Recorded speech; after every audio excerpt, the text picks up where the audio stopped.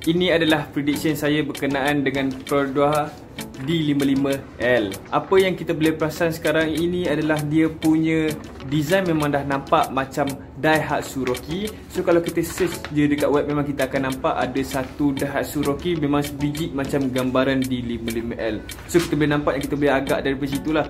So prediction saya adalah berkenaan dia punya spek sikit-sikit lah, apa yang saya jumpa dekat dalam Rocky tu. So jom kita tengok, okay?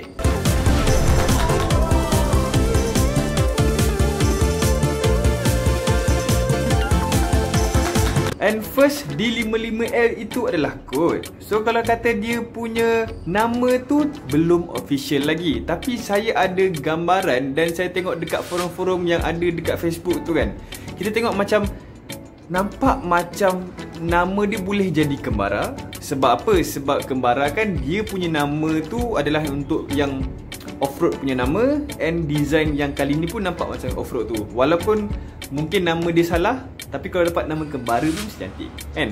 Okay, kita cakap dari segi size ramai yang nak bandingkan X50 dengan kereta ni. Sebab apa? Sebab yelah dua-dua pun baru, dua-dua pun kereta nasional.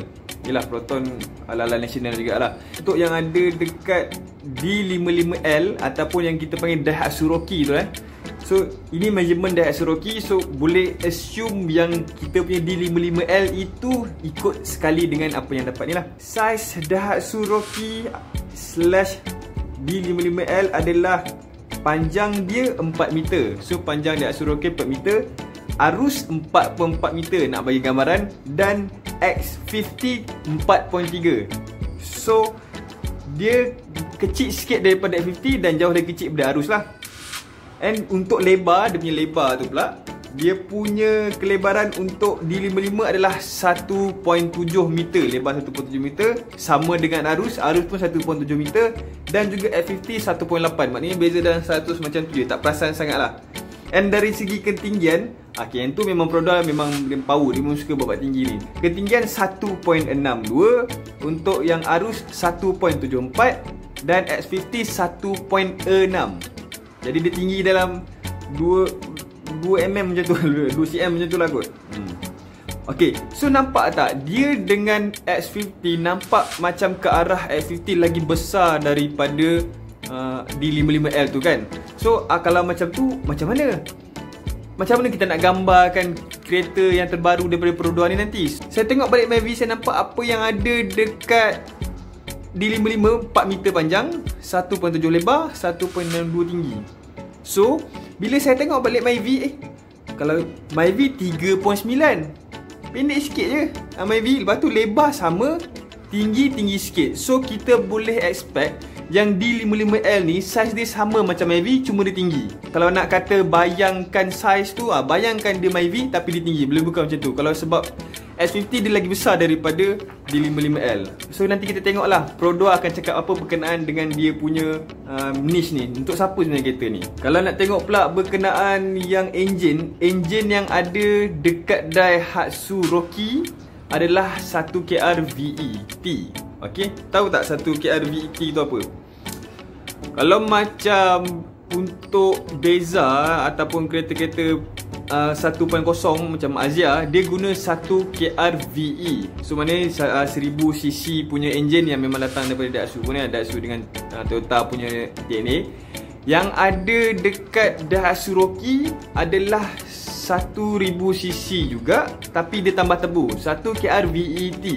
So kalaulah betul-betul engine tu sebiji daripada Rocky masuk ke D55L, kita punya Perodua tu nanti, ia adalah signifikan yang sangat besar. Sebab kalau kita check balik, tak ada lagi Perodua turbo buat masa sekarang ni. Okay, yang ke belakang saya tak pasti, tapi yang untuk line up sekarang belum ada turbo. So kalau kata dia masuk saja turbo, itu adalah perubahan yang signifikan daripada Perodua. Dan saya adalah orang yang jenis review apa yang ada, apa yang tak ada, features pelik, features menarik kan. So bila saya tengok balik yang ada dekat D55L ataupun Daihatsu Rocky lah, saya tengok dekat Daihatsu Rocky punya gambar yang saya tengok online apa yang saya perasan adalah dia menggunakan full digital gauge cluster. So sebelum ni kalau kita tengok, kita dapat 2 analog dan 1 digital saja, sikit kat bahagian tengah tu untuk myV arus ke apa. Tapi sekarang dia dah go full digital dan dia adalah design yang sangat cantik. Dan saya nampak yang dia memang nak ikut arus zaman lah bawa pasal ni. So kalau kata dia dapat lah full digital, memang semat lah lepas ni Pro 2. Memang kalau diikut lah betul-betul full digital macam tu, saya tengok design pun cantik, smart. So memang betul-betul best kalau dipakai design yang sama. Dari segi interior tu, first kalau korang tengok kat sini, event tu, event yang ada kat situ ada tersembul keluar kiri dan kanan, and then dia ada nipis dengan casing clear shaver. Kalau korang tengok betul-betul, dia bukannya nak ikut Myvi sebenarnya ataupun arus ke apa. Cuba korang tengok betul-betul, itu sebenarnya adalah X50 punya style of design, Geely punya style of design. So siapa tiru siapa sekarang ni? Saya nak tahu juga. Sebab dia punya design sebiji macam X50. Event dia cuma yang kat tengah-tengah X50 dia sengit sikit, design dia sengit sikit. Nampak sebiji sama.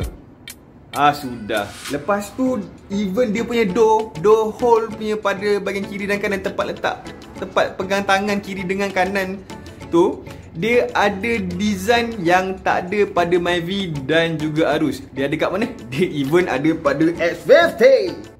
Sudah, main tiru-tiru lah pula. So first time saya dengar dalam hidup saya Jepun tiru Cina. Sudah. Tapi sebenarnya tak juga. Tak, sebenarnya Geely pun dia tiru Volvo pun semua. Tirulah semua tu. And then yang kita boleh perasan lagi adalah push start pada bahagian kiri. So dah standard sekarang duduk pada bahagian kiri. Sebab kadang-kadang kita ada macam kecelaruan dekat dalam dunia Pro 2 ni. Dia ada push start bahagian kiri, ada push start pada bahagian kanan. So sekarang ni dia pilih pada bahagian kiri pula. And dia ada Eco Idle. Okay, and dia ada ASA. ASA tu macam yang bagi elak accident tu.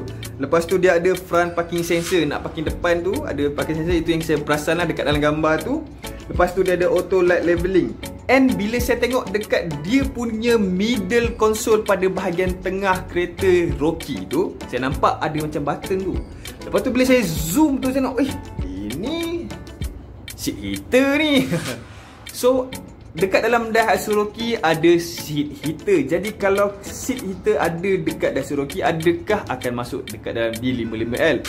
Saya tak pasti. Mungkin saya rasa itu adalah benda yang menjadi perbezaan nanti, iaitu mungkin D55L tak akan dapat kot dengan apa orang kata heater tu. Tapi kalau tiba-tiba ada, la ilaha illallah, best shoot.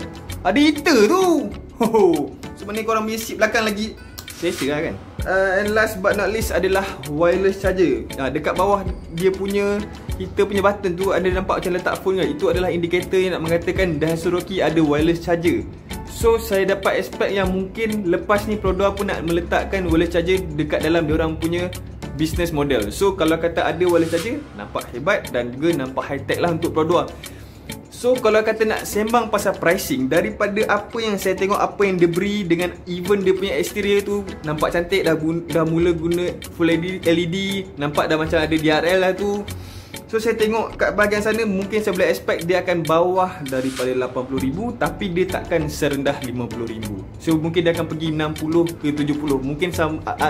Mungkin dia punya macam orang kata price tu mungkin ala-ala Alza macam tu. Itu saya punya prediction lah. Saya tak kata saya betul pun, sebab saya ni siapa je. So itu adalah apa yang saya rasa. Tapi saya nampak secara keseluruhan apa yang saya go through balik, kita boleh expect yang dia adalah Myvi yang tinggi, yang ada features yang terbaru pada tahun 2020. Maknanya dia adalah Myvi tinggi yang ikut features arus zaman lah. Sebab dia ada digital glass cluster semua. So itulah saya punya prediction. Dah 2 minit lebih. So itu sahaja saya punya prediction untuk Pro 2 D55L. So komen kat bawah, okay? Jumpa lagi lepas ni. Subscribe sekarang. Bye.